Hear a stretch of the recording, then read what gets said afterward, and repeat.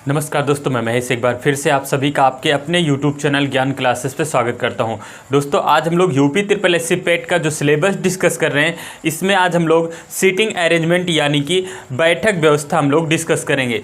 तो दोस्तों अगर आप हमारे चैनल पर नए हैं तो चैनल को सब्सक्राइब कर लीजिए, वीडियो को लाइक कर लीजिए और साथ ही साथ अपने दोस्तों को शेयर कर लीजिए। अब दोस्तों हम लोग क्या करेंगे, आज सीटिंग अरेंजमेंट करवा देंगे। अब सीटिंग अरेंजमेंट करवाने के बाद लगभग एक दो आपकी क्लास सारे चैप्टर पे हो गई है। इंपॉर्टेंट जितने भी प्रश्न हैं सब पे हम लोग लगभग प्रैक्टिस कर लिए थे। हाँ, कोडिंग डिकोडिंग पे एक आध क्लास और करवा देंगे। उसके बाद क्या करेंगे, डेली आपको मिक्सअप क्वेश्चंस करवाएंगे। डेली मतलब जो आपके सिलेबस में है उन्हीं प्रश्नों पे मिक्सअप प्रश्न करवाएंगे, यानी कि अब डेली हम लोग इंपॉर्टेंट प्रश्नों पे प्रैक्टिस करेंगे, वो भी मिक्स। ठीक है ना। तो उम्मीद है आप इसको समझे होंगे। चलिए फिर हम लोग बढ़ते हैं प्रश्न नंबर 1 की तरफ। तो प्रश्न नंबर 1 की तरफ बढ़ने से पहले आपको सीटिंग अरेंजमेंट पे 2-3 बातों को ध्यान में रखना है।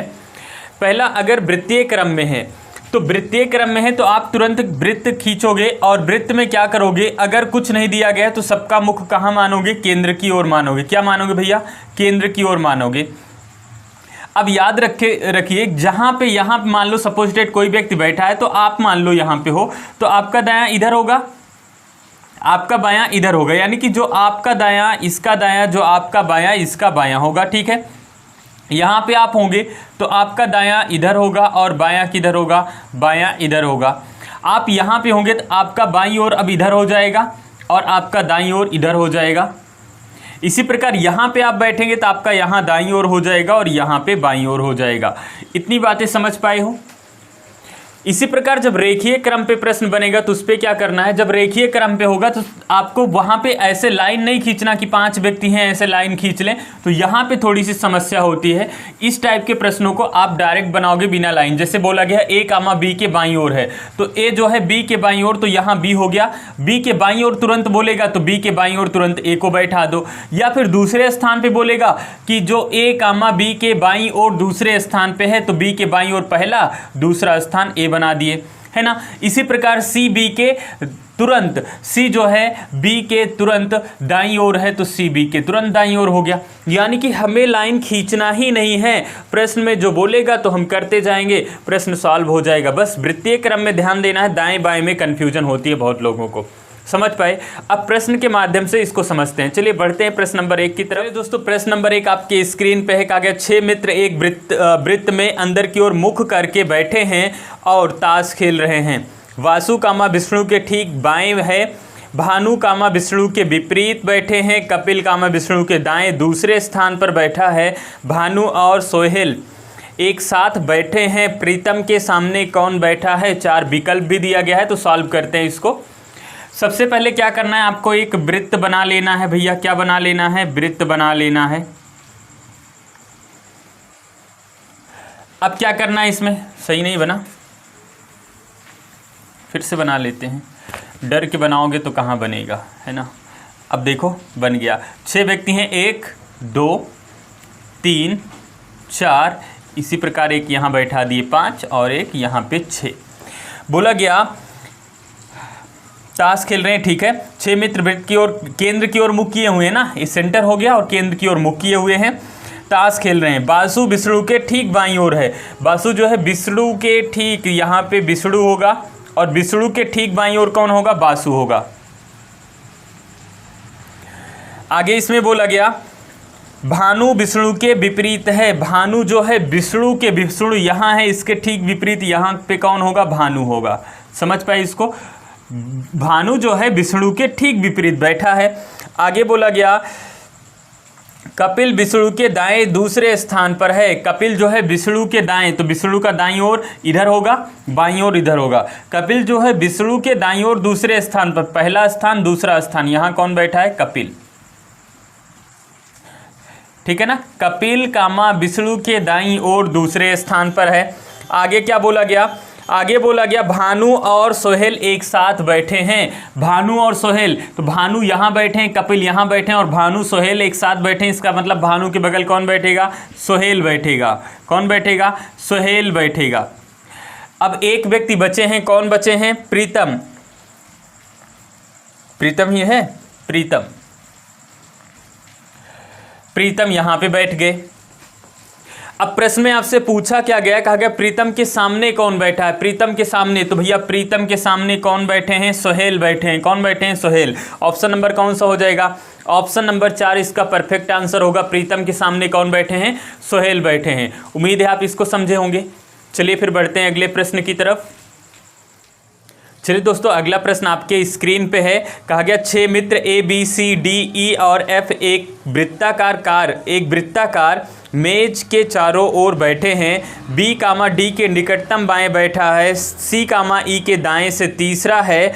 ए कामा सी और एफ के बीच में है। डी कामा ई के निकटतम बाएं बैठा है। ए और ई के बीच में कौन बैठा है, आपको बताना है। तो सबसे पहले क्या करेंगे, हम एक वृत्त बनाएंगे। और कितने व्यक्ति हैं भैया, इसमें 6 व्यक्ति हैं। तो 6 हम यहाँ पे व्यक्तियों को बैठाएंगे और सबका मुख केंद्र की ओर करेंगे। तो यहाँ पे क्या करना है, एक वृत्त बना लेना है। अब वृत्त बन गया और 6 व्यक्तियों को बैठा दो, 1 2 3 और 4 और यहाँ पे 5 और यहाँ पे 6, ठीक है ना।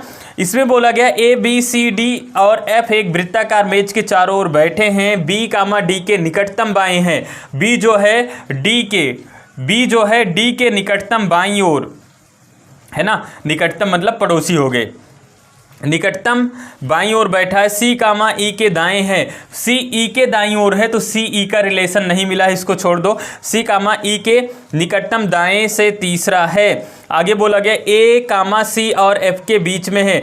ए जो है सी और एफ के बीच में है, इसको भी छोड़ो। आगे बोला गया डी कामा ई के निकटतम बाएं है। डी जो है ई के निकटतम बाईं ओर है। डी जो है ई के निकटतम बाईं ओर, तो ई यहाँ बैठेगा।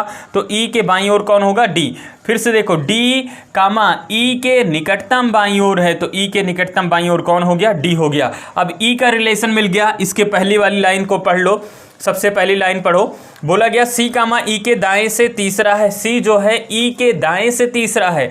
ई के दाएं से तीसरा कौन है, सी। तो दाईं ओर तो इधर होगा और बाईं ओर इधर होगा। ई के दाईं ओर 1 2 3, सी के दाईं ओर, सी जो है ई के दाईं ओर तीसरा है ना।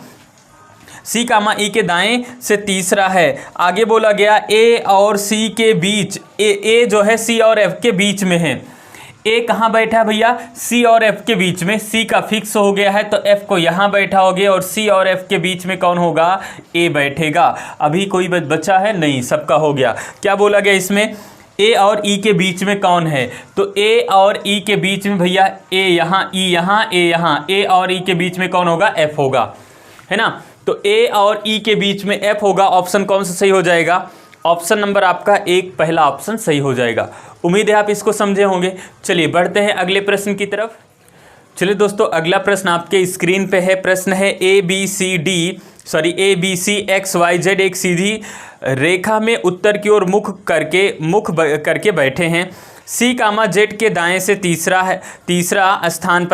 स्थान पर है और बी कामा सी के दाएं से दूसरे स्थान पर बैठा है। एक्स कामा ए के ठीक दाएं बैठा है। जेड के संदर्भ में एक्स का स्थान क्या होगा, आपको बताना है। तो चलिए इसको सॉल्व करते हैं। सबसे पहले एक सीधी रेखा में बैठे हैं, ठीक है। सभी का मुख उत्तर की दिशा में है, 6 लोग हैं। बोला गया सी कामा जेड के दाएं से तीसरा है। सी जो है जेड के दाएं से, अब यहाँ पे जेड हो गया, जेड के दाएं से तीसरी ओर कौन है, सी। 1 2 3, सी जो है जेड के दाएं तीसरा है। आगे क्या बोला गया, सी कामा जेड के दाएं से तीसरे स्थान पर बैठा है। बी कामा सी के दाएं, बी जो है सी के दाएं दूसरे स्थान पर है। अच्छा, मुझे लगता है इधर बनाना उचित होगा, नहीं तो प्लेस थोड़ा सा कम होगा। यहाँ पे जेड हो गया। अब देखो जेड के दाएं तीसरे स्थान पर कौन है, सी है। और फिर आगे क्या बोला गया, बी कामा सी के दाएं से दूसरे स्थान पर, बी जो है सी के दाईं ओर। 1 2 यहाँ पे हो गया। टोटल 6 लोग हैं, 1 2 3 4 5 6 लोग हो गए। अब इसमें क्या बोला गया भैया, आगे बोला गया एक्स कामा ए के ठीक दाईं ओर। एक्स जो है ए के ठीक दाईं ओर, एक्स कामा ए के दाईं ओर। ए यहाँ बैठाएंगे तो नहीं होगा, ठीक दाईं ओर। तो एक्स जो है ए के ठीक दाईं ओर, तो ए यहाँ हो गया। ए के ठीक दाईं ओर कौन होगा, एक्स हो गया। तो x यहाँ पे दिया गया भैया, x कामा ए के ठीक दाईं ओर। ए के ठीक दाईं ओर कौन हो गया, x हो गया। अभी देखो ए हो गया, बी हो गया, सी हो गया, एक्स हो गया, वाई बचा है, वाई जेड, ठीक है ना, 6 व्यक्ति हो गए। इसमें क्या बोला गया, इसमें बोला गया जेड के संदर्भ में एक्स का स्थान, जेड के संदर्भ में एक्स का स्थान पूछा गया, जेड के ठीक दाएं, तो जेड के ठीक दाईं ओर क्या एक्स है, नहीं है। आगे बोला गया जेड के बाएं से दूसरा, तो जेड के बाएं ओर तो कोई नहीं बैठा है भैया। आगे बोला गया जेड के दाएं से दूसरा, जेड के दाएं से दूसरा क्या एक्स है, 1 2, जेड के दाएं से पहला दूसरा, दूसरे स्थान पर कौन हो गया, दूसरे स्थान पर एक्स हो गया, तो एक्स आपका परफेक्ट आंसर होगा। आगे क्या बोला गया इसमें, अच्छा जेड के दाएं से तीसरा, तो जेड के दाएं से 1 2 30, तीसरा सी होगा, जो कि नहीं, हमें एक्स बताना था, तो भैया दूसरा ऑप्शन नंबर कौन सा हो जाएगा, 3 आपका सही होगा। जेड के दाएं से दूसरा कौन बैठा है, एक्स बैठा है। उम्मीद है आप इसको समझे होंगे। चलिए बढ़ते हैं अगले प्रश्न की तरफ। चलिए दोस्तों, अगला प्रश्न आपके स्क्रीन पे है, सेम प्रश्न है, बस आपका इस यानी कि जो अभी हम लोग सॉल्व किए थे प्रश्न, उसी का दूसरा प्रश्न है। कहा गया निम्नलिखित में से व्यक्तियों का कौन सा युग्म पंक्ति के ठीक मध्य में बैठा है, यानी कि जो अभी हम लोग सॉल्व किए उसमें कहा गया कि निम्नलिखित में से कौन सा युग्म पंक्ति के मध्य में बैठा है। तो भैया टोटल कितने लोग हैं, 2 2 4 2 6, तो अगर 2 लोग बाहर इधर हो गए, 2 लोग बाहर इधर हो गए, तो बीच में कौन बैठा है, यही एक्स और सी, एक्स और सी पंक्ति के मध्य में बैठा है, तो ऑप्शन नंबर 4 इसका परफेक्ट आंसर होगा, एक्स और सी। उम्मीद है आप इसको समझे होंगे। चलिए बढ़ते हैं अगले प्रश्न की तरफ। चलिए दोस्तों बढ़ते हैं अगले प्रश्न की तरफ। अगला प्रश्न है, एक भाषण में अनिकेत के बाद राधिका आती है और अनिकेत अजय के बाद आता है, स्नेहा हमेशा समय पर आती है और अजय स्नेहा के बाद आता है, सबसे अंत में कौन आता है आपको बताना है। फिर यहाँ पे दिया गया है अजय, स्नेहा, राधिका और अनिकेत दिया गया है, आपको बताना है कि सबसे बाद में कौन आएगा। चलिए सॉल्व करते हैं। कहा कि अब अनिकेत के बाद राधिका आती है, तो अनिकेत के बाद कौन आएगी भैया, राधिका, अनिकेत के बाद आएगी राधिका। आगे बोला गया और अनिकेत अजय के बाद आता है, अनिकेत जो है अजय के बाद आएगा, इसका मतलब यहाँ पे कौन आ जाएगा, अजय, ठीक है ना। अनिकेत जो है अजय के बाद आएगा और राधिका अनिकेत के बाद आती है।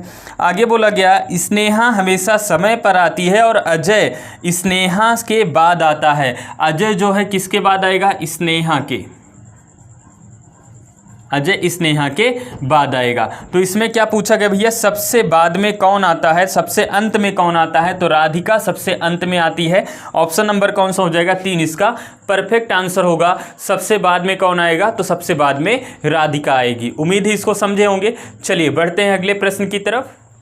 चलिए दोस्तों, अगला प्रश्न आपके स्क्रीन पे है। कहा गया गोपाल कामा मोहन से वरिष्ठ है परंतु राम से कनिष्ठ है, मोहन कामा सोहन से वरिष्ठ परंतु राम से कनिष्ठ है, सबसे कनिष्ठ कौन सा है। अच्छा, वरिष्ठ मतलब बड़ा, कनिष्ठ मतलब छोटा। गोपाल मोहन से वरिष्ठ है, गोपाल जो है वरिष्ठ है, गोपाल वरिष्ठ है, किससे वरिष्ठ है, मोहन से। गोपाल कामा मोहन से वरिष्ठ है परंतु राम से कनिष्ठ है। गोपाल जो है इसका मतलब गोपाल मोहन से तो बड़ा है लेकिन राम से छोटा है, समझ पाए। गोपाल देखो, गोपाल मोहन से वरिष्ठ है परंतु राम से कनिष्ठ है। आगे बोला गया मोहन सोहन से वरिष्ठ है, मोहन जो है वरिष्ठ है, किससे वरिष्ठ है, सोहन से। मोहन वरिष्ठ है, किससे वरिष्ठ है, सोहन से। मोहन जो है सोहन से वरिष्ठ है परंतु राम से कनिष्ठ है। मोहन सोहन से तो वरिष्ठ है परंतु राम से कनिष्ठ है, इसका मतलब मोहन जो है सोहन से बड़ा है लेकिन राम से छोटा है। तो पूछा गया कि सबसे वरिष्ठ कौन है, सबसे वरिष्ठ पूछा गया, तो सबसे वरिष्ठ क्या होगा भैया, राम। राम सबसे वरिष्ठ होगा, यानी कि सबसे बड़ा कौन होगा, राम होगा। उम्मीद है आप इसको भी समझे होंगे। चलिए बढ़ते हैं अगले प्रश्न की तरफ। चलिए दोस्तों बढ़ते हैं अगले प्रश्न की तरफ। कहा गया ए बी सी डी और एफ एक पंक्ति में दक्षिण दिशा में मुख करके बैठे हैं, मुख सम्मुख बैठे हैं, लेकिन जरूरी नहीं इसी क्रम में हो। ई कामा बी के निकटतम बाएं बैठा है, ए कामा बी के दाएं चौथे स्थान पर बैठा है, एफ कामा ए और डी के बीच में बैठा है, डी के निकटतम बाएं कौन बैठा है।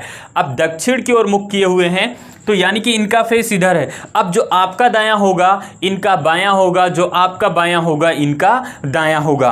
तो इसको सॉल्व करते हैं। बोला क्या गया भैया, कहा गया ई कामा बी के निकटतम बाएं बैठा है। ई जो है बैठा है बी के निकटतम बाईं ओर, बी यहाँ है और बी का बाईं ओर इधर होगा। ई जो है निकटतम बी के बाईं ओर बैठा है। ठीक है, आगे क्या बोला गया इसमें भैया, आगे बोला गया ए कामा बी के दाएं चौथे स्थान पर है। ए जो है बी के दाएं, तो ए जो है बी के दाएं, बी के दाईं ओर, तो दाईं ओर इधर होगा चौथे स्थान पर, 1 2 3 4। ए जो है बी के दाएं चौथे स्थान पर, तो बी के दाईं ओर चौथे स्थान पर 1 2 3 4, यहां कौन बैठेगा, ए बैठेगा।